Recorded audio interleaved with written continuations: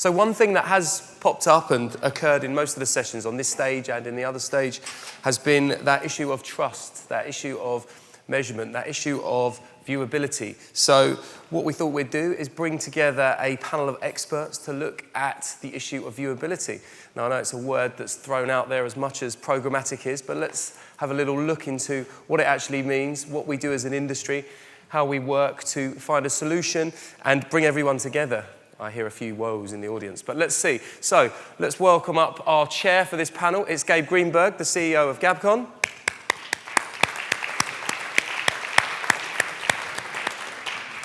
We have Gerry D'Angelo, Media, MEU and Global Digital Media Partnerships for Mondelez.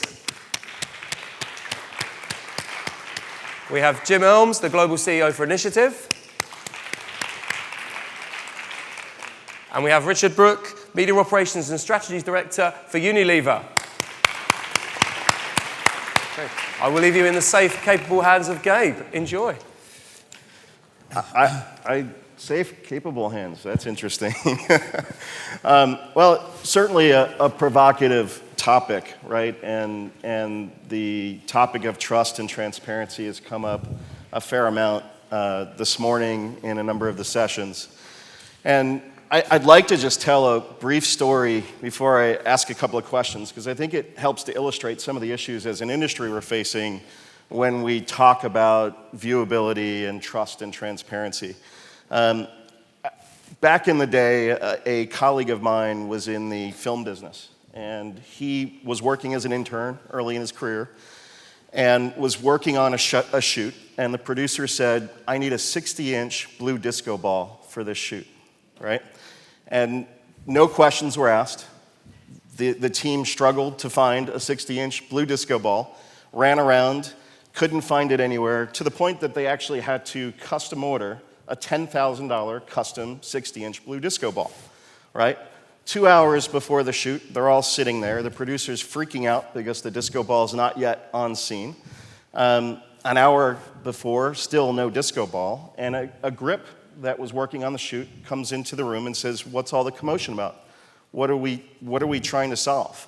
What's the issue?" And the producer screams, "Where the fuck is my 60-inch disco ball?" And the grip says, "Well, okay, I understand you need a 60-inch disco ball. What are we trying to solve?" And he said, "I need blue dots all over the shoot, the floor in the shoot." And so he says, "Wait a second, so you don't need the actual disco ball in the shoot?" No, I need blue dots all over the damn floor. Get me the disco ball, right? And quickly he goes and gets a disco ball that they have in the prop room, puts a blue light on it, and has blue dots all over the room. 5 minutes later, the $10,000 blue disco ball happens to arrive as well.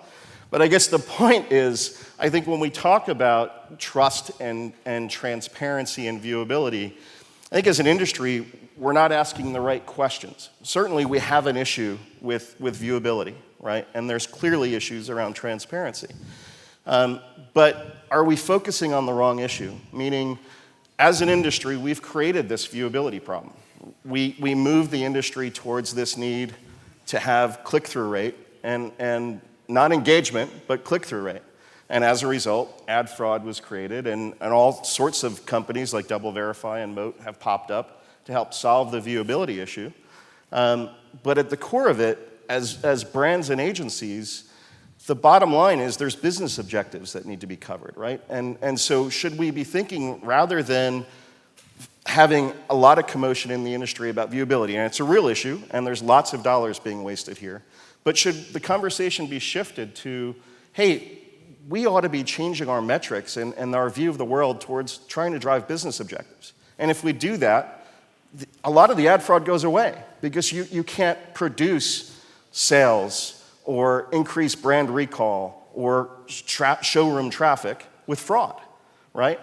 If we're focused on the real business issue, we don't end up with this problem. So with that preamble, and I apologize, hopefully you guys stuck with me through that, I'd love to better understand from each of you what your view of the world is from viewability and transparency. What does it mean for your business? So, Gabe, I was a bit worried there where you were going with the disco ball story. I think that the analogy is a good one, and it's something that I spoke to in an earlier session today, which is that the rise of technology in our business potentially has the capacity to disrupt it in a fairly major way. And the kind of parting words that I gave the group that I left was, don't panic. Be true to who you are and kind of keep your eyes on the prize. Yep.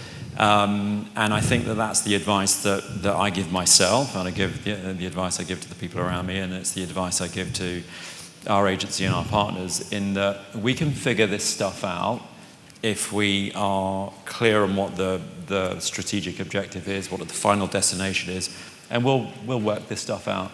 And I think that there is a tendency that you see on a day-to-day basis of really getting sucked into the tech, getting blinded by the numbers, blinded by the potential capabilities. And, you know, I'm a pretty straightforward kind of person. I can't really deal with complexity, so I've got to simplify it. And the way that I do that in this issue and many other issues in the business is to kind of step back and think, what are we really trying to do here? So I think that the adage, the story, is a good one. It fits the purpose, and I'd certainly agree with that. So when you think about viewability and transparency in your world, how do you define viewability in Mondelez's world? We're really struggling, I think, from a digital perspective. Every single partner we talk to gives us a different definition of viewability. And whether you're talking to industry bodies, whether you're talking to agencies, whether you're talking to the big titans in the industry, and it's just making our heads spin. So at the moment, we are figuring out what our big bets are in the business, and viewable video is a huge bet for us. We think that video is where all of the innovation is happening on all the platforms. They're all innovating like crazy in the video space. We think it's one of the most engaging mediums with which to captivate consumers. So video is a big bet for us, and we're conjoining that with viewable video. So there's no point investing in a huge amount of video if people aren't seeing it. So I think that's the bet, and at the moment the position we're at is figuring out what the right metric, the right criteria, the right measurement technology is. So early days. We'll get to that for sure. It'll be a fun conversation. Jim, from your world, from the agency side of things, how do you guys define viewability and transparency? What does it mean in IPG's world or initiatives? Those are two very big topics. Indeed. Transparency has certain issues around that, and then viewability is a much separate thing. Yep. I think on the transparency side, we, as a company, we have a policy of being very open and honest. And your point about transparency really being about trust, we work very hard to develop a level of trust by having relationships where we give clients access to whatever level of information they need. For me, the transparency issue is particularly a tricky one because it feels like it's become such just the buzz within the industry. And from my perspective, it's much more of an individual conversation really to have with clients. And depending on the levels of how much transparency they want to see or you want to provide, I mean, there are certain costs associated with that. There's manpower issues, there's hard costs, there's everything else. Clients should be able to get whatever level they want, and we should provide that. So it's, from a transparency perspective, it feels like that topic to me is a bit overblown, and it really belongs more with the relationships. On viewability, we're very optimistic about the opportunities with digital, and in particular because of technology and measurement and everything else. It really represents almost a new frontier in terms of what we can understand. So looking at different ways to measure that and looking at an aspirational goal of 100% viewability, I think is the right thing to do.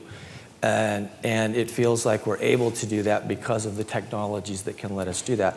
I realize there are monumental issues with that in terms of coding and working with the publishers and everything else, but Scale. aspirationally, it's the right thing.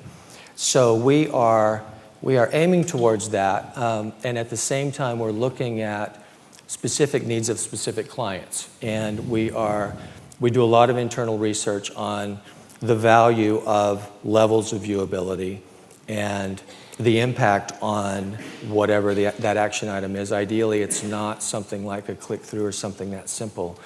But we're looking at all kinds of different models to understand that. I think your point, though, on understanding what works is a big one, because at some point, it's all going to come down to multi-touch attribution on everything anyway.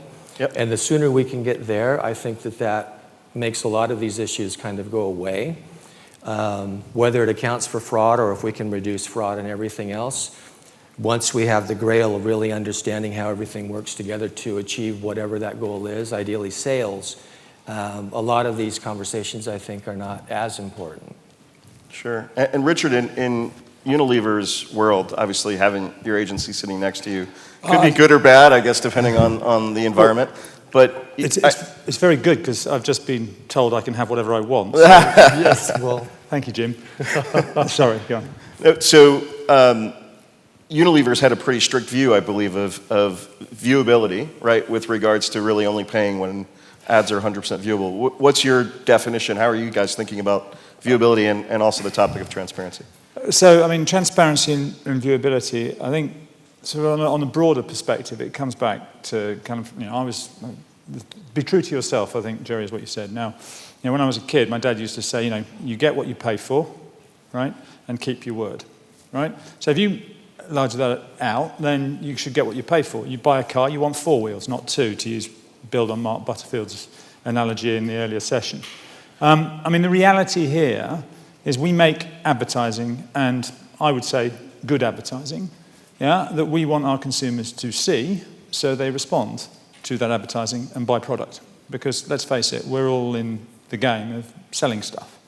So the whole area of transparency and viewability, if we're spending the money and the consumer's not seeing the ad, then we're not, why are we spending the money making the ad, and why are we spending the money with the media owners to get the ad out there? So I think, the whole debate around viewability, the fundamental point that we've got to stay true to is actually the reality is we're making advertising, we are marketing products for a purpose.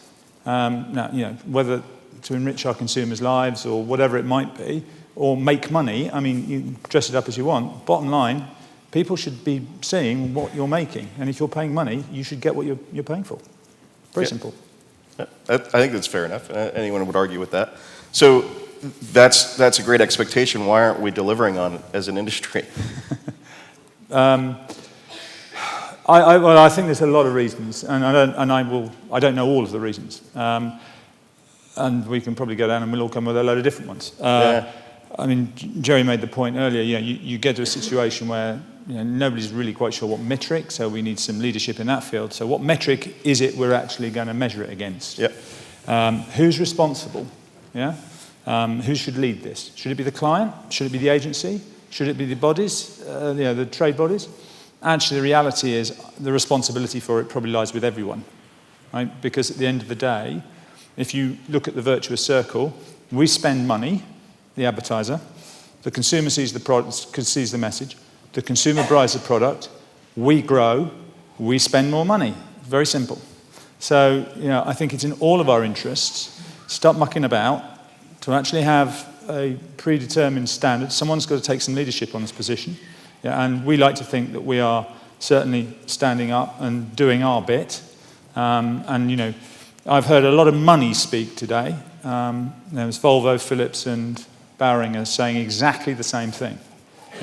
Come on, let's stop, let's get on with it, because at the end of the day, we can't carry on in this kind of netherworld with everyone saying, well, it's your job. No, it's your job. Well, actually, it's your job. That doesn't help anyone. This is an industry problem, and the fact is that it's all I'm hearing today, means we've got to do something about it. So that's a good point. we've got to do something about it, right? And at GABBCON, certainly, we've been working to try and advance industry standards. Whether we're the right body or not, I don't know, but let's talk a little bit about that. I mean, today, the IAB, the ANA, and the 4As have been working on 3MS. Most would argue that the IAB is working in the interests of the publisher. The 4As is working in the interest of the agencies, and the ANA in the interest of the brands, and all independently for their constituents, as opposed to together sitting at a table working on one standard. Do we even have the right bodies at the table working on the right standard and having the same conversation? Or are these conversations happening at the IAB with publishers and at the 4As with agencies and at the ANA with the brands?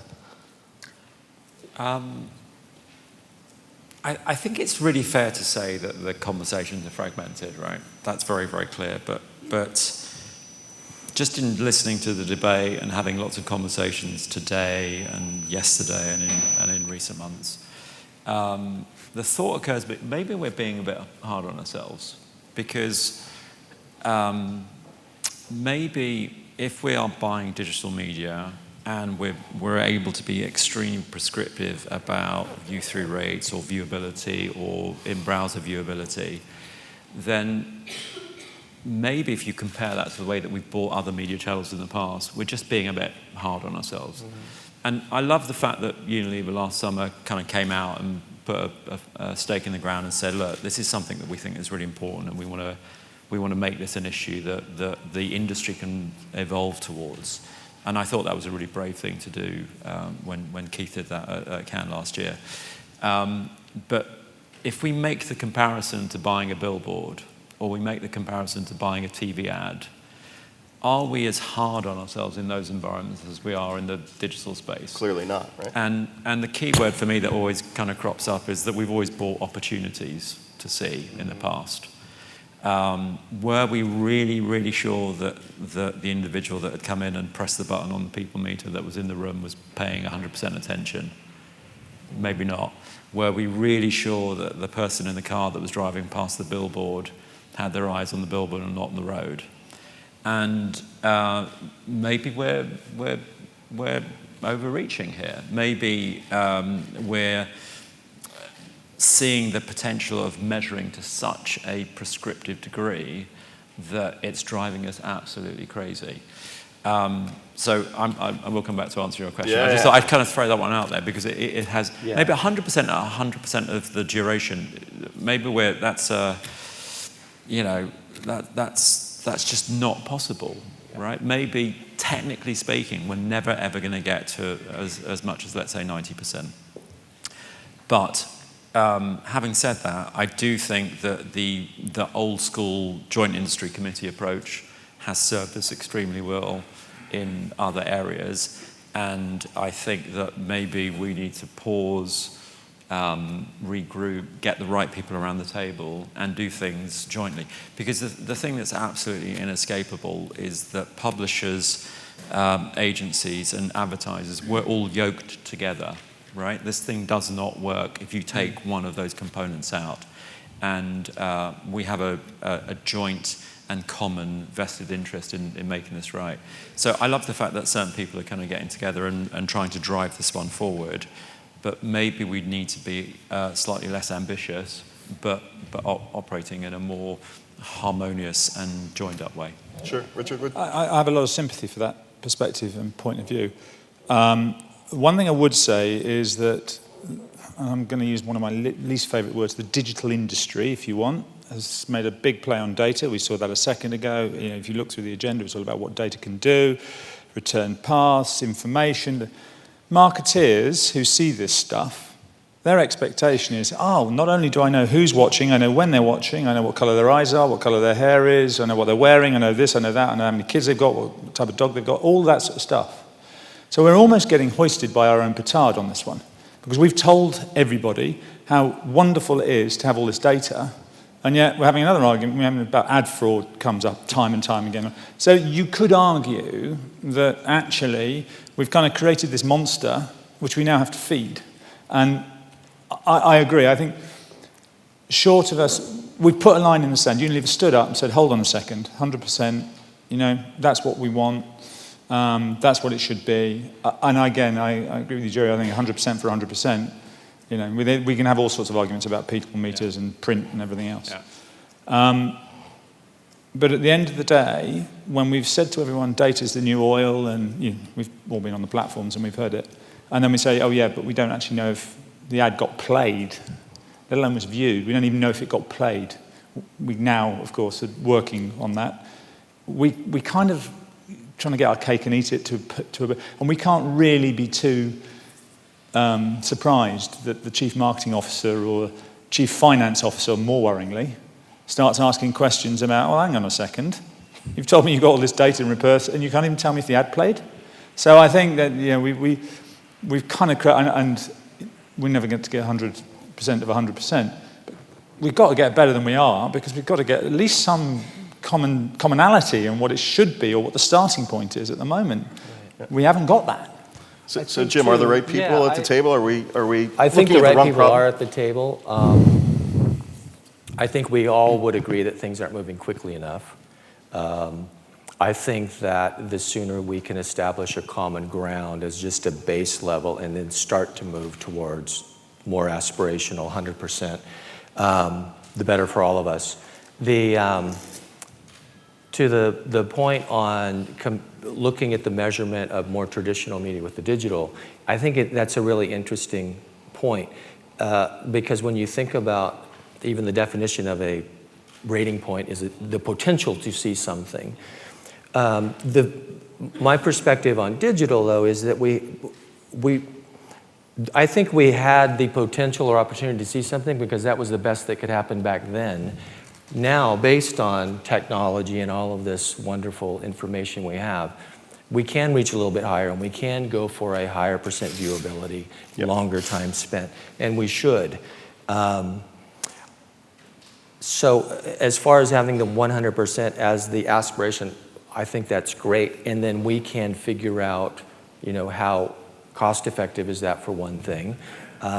Are there other degrees of exposure that provide value that could be at a different rated CPM, opportunity cost? But I think the real breakthrough for us as an industry, and we do need to stand together, is going to come from us almost independently. In the same way we work with Amazon and Uber, and those are companies that just reinvent themselves every week. And they aspire to do things that no other company would think is possible, and they end up doing it.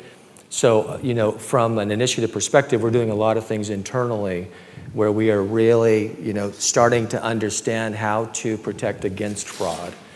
And whether that's, we're very involved with Russian programmers to do algorithms to figure out if it's a real site or not, and honeypots and all kinds of things. So we're getting closer at reducing that. Same thing can be said for how we will look at viewability at some point. So I think it's all coming. We just happen to be at this early stage. We're at the frontier moment of breaking through in a really big way. So that point brings me back to the disco ball, right? The fact that you guys are even working with Russian programmers to figure out ad fraud, and that we're talking about 100% viewability as opposed to saying, hey, I have a desired business outcome, right? And whether I spent $1 million and it was viewable or not, as long as I achieve my business outcome, I've achieved my ROI, I've got my reach and frequency. It doesn't matter. Again, should we be changing the conversation, right? I mean, we're so focused on this issue of trust and viewability that we've created an entirely new industry that's feeding on everyone's fears, right? The fact that you're working with Russian programmers speaks right to that very point. I just like saying that. But why aren't we? I mean, to have some distinguished brands and an agency leader here today, I think we'd love to understand, why aren't we changing the conversation to think more about, what we're trying to achieve as brands and agencies, as opposed to being so focused on something, basically this breathing beast that we as an industry have created for ourselves. I mean, we wouldn't be in this position if we didn't say that we wanted high click-through rates. Right. I mean, that's what started this many, many years ago, right? So we've created that. Now we're creating a whole new beast with all of these verification tools and auditors and consultants that are building big businesses on all of our fears, as opposed to just rethinking about how we ought to be looking at our businesses and trying to drive the outcomes. Yeah. Why aren't we doing that? Well, we are doing that at the same time. So Okay. we are, again, back to data and the role of analytics and multi-touch attribution. Sure. At some point, we are going to figure out how to negate the things that aren't working. And if fraud has that much of an impact on a certain channel, it will get less money. Right. So that's happening. I think that the focus on more of the mechanics and the fundamentals of what we do ultimately is going to improve the performance anyway. So I think we're just attacking it from two perspectives. Okay. Yeah, I would say that we spend as much time talking about return on investment and marketing mix models as we do on the more kind of detailed kind of metrics like viewability, at least as much.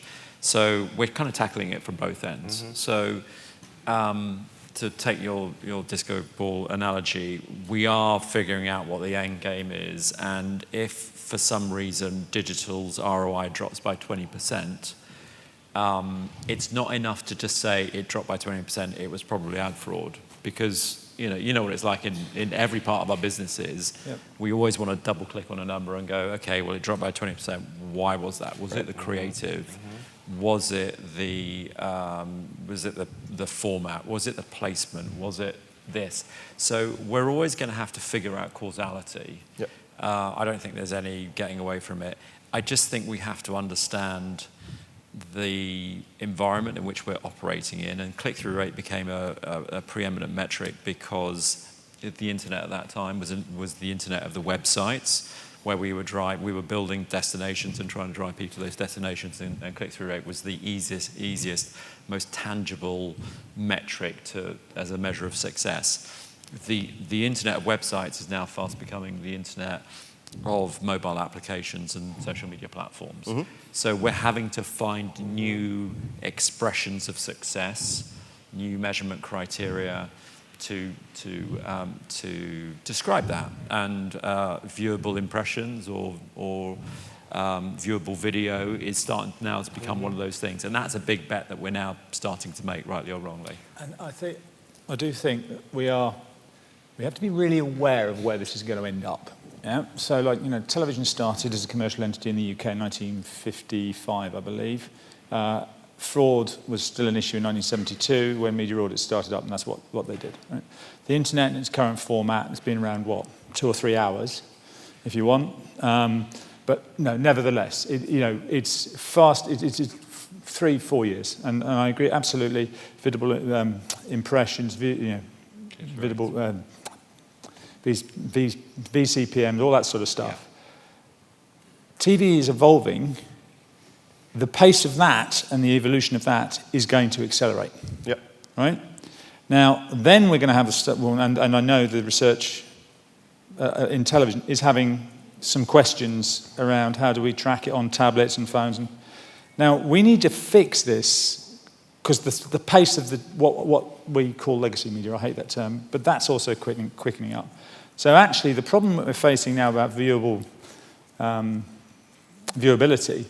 well, that's coming to a television set near you. Yeah. So we should get a move on, actually, because we need to be ready for that wave of trouble when that starts. Yeah. Because all we're going to do is start analysing everything to the nth degree, which then removes the whole creative. We need to kind of put the brakes on a little bit and fix some of this stuff, because if we don't, something new and shiny will come up and it will cause us more problems. So Dom talked about that a bit this morning, the digital integrity or lack thereof, and the result that we're seeing a transformation of TV, which is what you're referencing, right?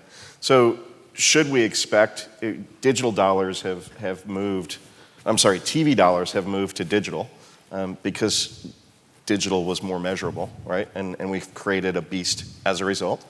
Are we at a point now that we've got more sophisticated set-top boxes that are addressable? We've got OTT devices that are fully addressable. we're getting to really good scale with IP delivery of television. Do digital dollars start to shift back to, do digital dollars start to shift back to TV? And as a result, is there even, I mean, you said there's a new potential viewability issue, but is there, right? It's the big screen. It is viewable. There is no fraud. So I would say that the dollars follow the eyeballs, right? So, and that's been the driver of the gold rush through to these digital platforms. Having said that, I think that the size of the screens, there's been a lot of research recently that says the size of the screens don't matter, it's actually the size of the image on the retina. That's right. So I don't see a huge flow back to TV because it's a big screen or it's more addressable. What I do see though is in a slightly murky world of the internet, where if we're not 100% sure about whether it's human traffic or whether it's brand safe or it's viewable, we're going to end up pooling our dollars into those places where the platforms can demonstrate the numbers and they can demonstrate the quality of those environments. Yep. We're seeing that. I don't know if you guys are doing the same, but we're seeing that now. So the long tail of sites is being cut pretty aggressively from our perspective, and any technical approach to market that obfuscates what we're buying, we're not going to be doing that, right? We're going to retrench back to where we know the eyeballs are there and we know that there's a premiumness to the environment. And unfortunately, that tends to be things like the Facebook newsfeed, like the YouTube TrueView pre-rolls, and a number of other kind of premium inventory suppliers. So I think the dangers tend to be, technology that's, hugely beneficial from an automation point of view, but then throws up lots of, we don't really know what's on the other side of that platform. We're not going to do that. So Jim, do you agree with Dom's point of view? I think, again, you raise an interesting point on the dollars follow eyeballs and dollars follow effectiveness. Yeah. And when we talk about who needs to really step up and lead, as we manage budgets and shift towards more effective means, if dollars are going away from digital because of the issues of viewability and fraud, it really does put some economic pressure on those parties to fix that. Yeah. Sure. So we may have a natural evolution of whichever company or industry or group stepping up because the flow of dollars might start to change. And that could happen for television, that could happen for anyone, but I think that ultimately, as we get better at modeling and really understanding all of the levers and metrics of how things work, that will change the composition on the other side. So where does the responsibility of potentially moving away from those fraudulent environments to more trusted environments lie? Does it lie with the brand? Does it lie with the agency? Or both? I think both to a degree. I mean, we're spending the money. We spend money with our agency partners, and we're really clear, about the necessity to be brand safe, to be viewable, and so on and so forth. And all the agencies in this room have a moral responsibility, actually, to look after the brands they've got. Brand safe is a big issue here as well. You have a moral responsibility. You are the custodian of that brand in a public space. So there's a responsibility there. There's a responsibility with the vendor. There's a responsibility, with all of the other people who are taking a slug of something in the middle, to ensure that the money is delivering what it's supposed to be delivering, which ultimately, to all of us that own brands, is a paying customer through the door. Because that is what feeds the industry. It's the money we spend, and the money we spend comes at all of our pockets. So I think the responsibility for fixing this, as I said at the start, it lies with all of us. And we need to see leadership in this space. And I'm not sure that can come from brands. I mean, I'm sure the Competition Commission would have a few issues if we sat down with Proctors and said, okay, what do you think? We're going for this. So I think it has to come from, there needs to be a point of neutrality Exactly. in this, because that then has credibility and stops a lot of legal problems for the rest of us. So my plea to these guys is, come on, give us a perspective, give us a point of view, and let's get on with it. Because if we don't, this isn't going to get fixed by sitting talking about it. We're actually going to have to do something. Right. Yeah, oh, that's a fair point. I want to make sure we have an opportunity for questions from the delegates as well. So if anyone has any questions, please do raise your hand. I can keep going all day, but I want to make sure that we have an opportunity to get your questions in, having two great brands and an agency leader here. So unless we've got any, in terms of that responsibility, the panel earlier on what clients want, a similar question came up, right? Which is, whose responsibility is it? You're saying it's everyone's responsibility. Back to the earlier point of the A&A, the 4As, and the IAB sort of working for their own constituents. How do you solve that if no one is really solving it independently and together? Because there's lack of trust, right? I mean, the brands and agencies don't trust the IAB because they're clearly, I mean, with 50% viewable and a few seconds as the standard, they're clearly working in the publisher's best interest. How do we solve it? Who is the right person to sit there? I think in an ideal world, if we all, if publishers and agencies and brands all sat down and got around a table and said, yeah, let's figure this one out, and, in a kind of very joint industry committee type style, that's the ideal. Okay. The current reality is that's not happening. I think that we have some very large and powerful ad tech platforms, some of whom are probably here today, who are taking a position, and that position is the right one for them, and they're able to do that because they have a preeminent position in the marketplace. I think I'd go further than Richard in a way. I'd say it's our money at the end of the day. I think that we as clients have to step up and say, if no one else is going to do this, I'm going to try and figure this one out myself. It's an unfortunate byproduct that means that lawyers and auditors and tech consultants get rich in the process or make a decent business in the process. But I think that we're going to very, very quickly get to the point where we're partnering with technology suppliers that we can move the sliding scale from 2 seconds to 5 seconds to 10 seconds, and they'll change the landscape of our reporting on the dashboard. So I think if we have to hold our own destiny in our own hands, and we can't allow it to be, hey, let's everyone get together and try and figure this one out ourselves. I think in the absence of that, we're going to have to do what's right for our business because clearly everyone else is doing what's right for their own businesses. Right. Facebook and Google and Twitter and Amazon, they're doing exactly what's right for them. And we're not as big as them, but I think that we have to then kind of say, well, let's try and do this in the short term in the absence of a broader consensus. Let's try and do it ourselves. Yeah, I think it's, as far as whose responsibility it is, it's everyone's, but it's different types of responsibility. So that's what I'm trying to get at. So who owns? For example, for Unilever to come out with the bold statement of 100%. Yeah. That's being responsible, and that's managing the brands and the budgets. Yep. As the agent or advisor, it's our responsibility to ensure that we can achieve that with our relationships and use our relationships and muscle to make sure that that is enacted.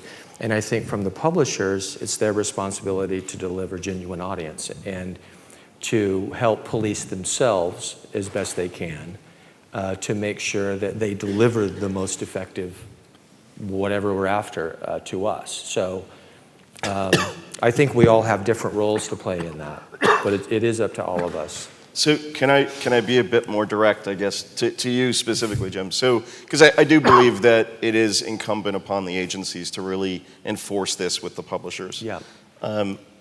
What's holding the agency community back from really proactively enforcing it? Because clearly, I mean, there's millions of dollars being wasted, and we continue to have these discussions at conferences like this around the world, and yet it's not getting solved. the publishing community isn't going to police themselves. We all know that. Yeah. It's incumbent upon the agencies who are placing the dollars to really enforce this. Why isn't it happening? I think from a grand scale, it's not happening because we haven't had the industry and the boards actually settle on something that everyone lives by. Yeah. At an individual agency, I know we, and I'm sure that our competitors, are doing everything we can to combat fraud and get the most effective buys that we can.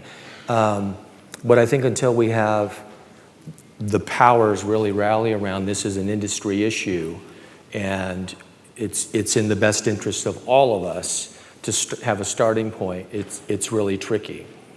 Okay. What's tricky about it? Well, because you have, for one thing, until we have the client industry really standing for something that we can then enforce as different agencies, it's tough because we're coming at it from, depending on the client's objectives and depending on even negotiating styles between the agencies, it's just hard to have a standard that everyone will live to. So from the publishing side, you're going to continue to have disparate offerings and a different way of working with us. Okay. Okay. Fair enough. Last chance for any questions from the audience. We've got a couple. Do we have a mic? All right. Yes. My question, Gabe mentioned that there are hundreds or millions of dollars being wasted right and left. So my question to Gerry and Richard, you are the owners of that money. You're spending it on behalf of your brands. Till when would you let everyone else that's in the middle, that are only facilitators, get away with this? I mean, whether it's agencies, platform, or whatever it is, these are people that are facilitating the process of putting the brand in contact with the consumer. But the end story is brand spending, consumer on the receiving end. Till when would you let this go on? Was that question to me? Yeah. Was the question on are we doing enough? No, actually, I'm asking, sorry, Jim, I do not mean to put you out of the story, but Mondelez and Unilever, Richard and Gerry, they are the owners of the money. Yeah, I'm with you on this. I think it's our money. I think I said that earlier. It's our dollars. So I think we have to lean into this. I think Unilever took a slightly different approach, which is we think that this is an important issue. Yeah. And so therefore we have to kind of rally around that. And I think that was a really brave thing to do. We're going to do it in a slightly different way, which is you can't have the money until we figure this stuff out. So we're going to be a bit more kind of commercially pointed. So I'm 100% with you. I think that we have to at least take primary ownership of the issue as clients, because at the end of the day, it's our money. Yeah, listen, it is our money, absolutely. We hold the agency to account on how that money is spent. We team up with verification partners, third-party suppliers to, I'm looking for the word, auditing suppliers, for want of a better word. And we hold people to account on what's happening to that cash and so on and so forth. The point, I think, is that at some point, you turn up to buy your car and it's a two-wheel car, you've got two options. You can get another two wheels, or you can take a bike.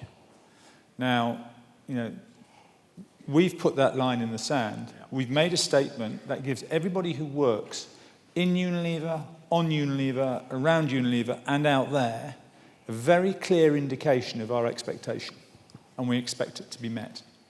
So there's no confusion. Now, ultimately, if you don't meet the expectation and it's our money, we won't give you any money. Very simple. But you can't just go, you know what, we said that on Tuesday, it's now Thursday and you haven't fixed it, I'm sorry. Because that is unrealistic. That's like getting to 100%, 100 in a week. That's not going to happen. Right. But the expectation is there, the line in the sand is there, and it is a question of shape up and ship out. It's our money, it's our responsibility. I agree with you on that, Gerry.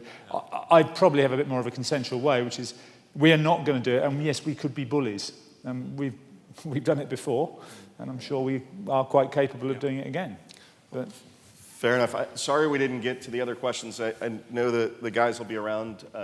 Feel free to approach us afterwards. But thank you guys very much for a great panel and for your attention.